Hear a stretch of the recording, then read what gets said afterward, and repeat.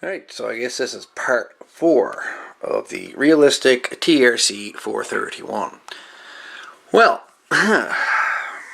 you know it's me. I'm never content with some channels. I want all channels. And yeah. So I sat down with the radio again this morning. And I went through it and went through it. And well, as you can see, the wires have changed colors. So I redone all the wire connections between the channel selector board and the PLL board down here.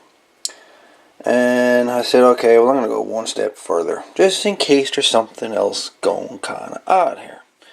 And what I also done, besides replacing these, is I also resoldered every single solder joint on this board.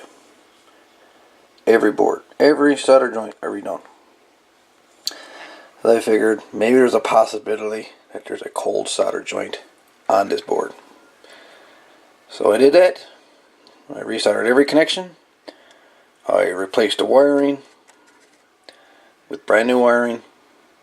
And, well, before there are certain channels that would not work, adjust your volume, boys. Because the volume control is still not fixed on this. I still got to work on that. So if you got your volume up, you might want to turn it down a bit.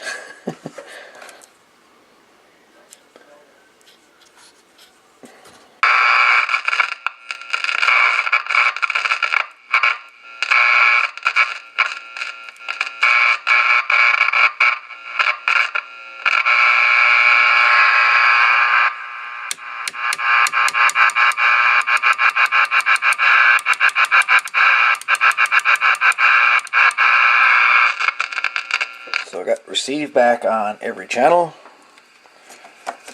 So let's try transmit on every channel. You know there was a pile of these that wasn't working before.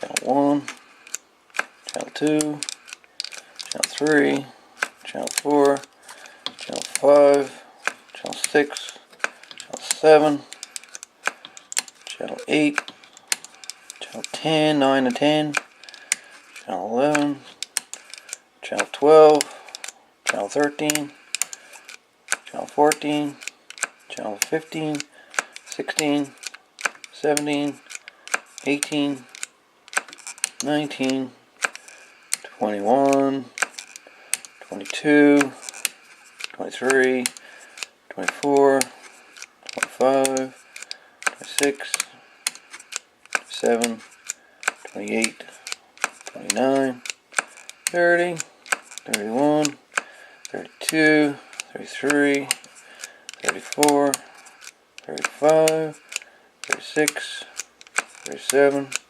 38, 39, and 40. So we now have all channels are now transmitting. I'll do a couple of random ones here. Channel 38, 385, a random one.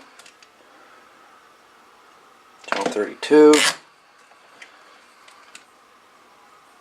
channel 15, channel 40, channel 25. So there we go. So there's either an issue with a wire I had here, which I don't think it is, which all the wiring is right there that I ripped out again. And I put in new wiring and resoldered all the connections on the channel selector board. Now I have all 40 channels are working on this radio. No problem at all. So our next battle now, we still got a couple more battles to battle here.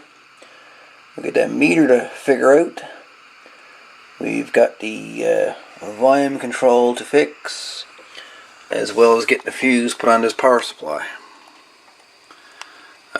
This radio, the way she's wired up, is she takes AC power from the outlet and goes right back to the on and off switch back here and then back in. Normally what happens is when you plug your radio into the wall, the power supply is pretty much always live. Always live, it's always active.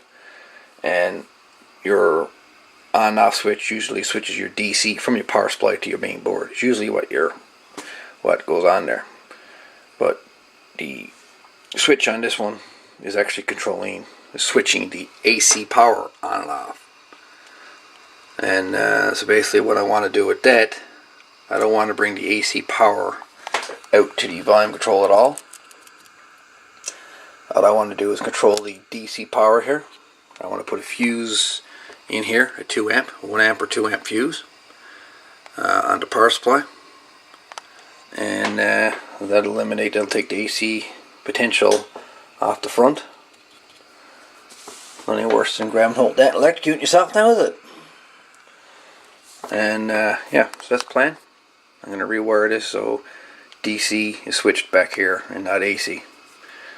But yeah, first thing, so I guess next thing we're going to do now is get myself a fuse holder and get it mounted onto this circuit board or onto this radio somehow, somewhere.